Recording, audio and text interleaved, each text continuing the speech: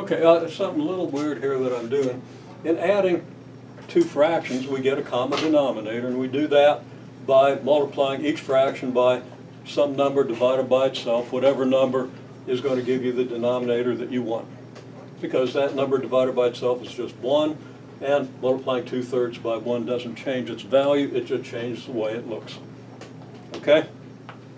Now, when we get down to here, 4/6 plus 3/6, as I said, when you were 10 years old or 11 years old, whenever you learned about adding fractions, the rule was just, okay, now we can add the numerators and keep the denominator the same. And very likely, you got some explanation because, well, these are sixths. There are 4 of them and there are 3 of them, so that makes 7 of them, right? That's a pretty good explanation for a 10-year-old, okay? A little more sophisticated explanation is you can factor out 1/6. What's factoring? Factoring is just the distributive law backwards.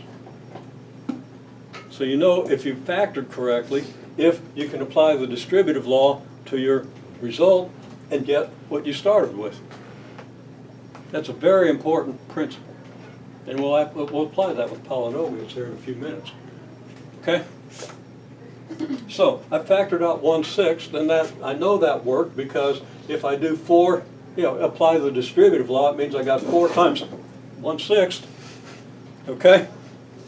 I tried to slow that down a little bit. Anybody get a sonic boom? Okay, well. As soon as I realized it wasn't coming at me, I was allowed to, slow down a little bit. Okay. Okay. If it coming at me, I'd have been dead. Okay, 4 times 1/6 is 4/6, right? 3 times 1/6 is 3/6. And of course, 4/6 is 2/3, 3/6 is 1/2. So everything here is equal to everything else. I know you believe it. Okay, and that is 7 times 1/6, which of course is 7/6, right?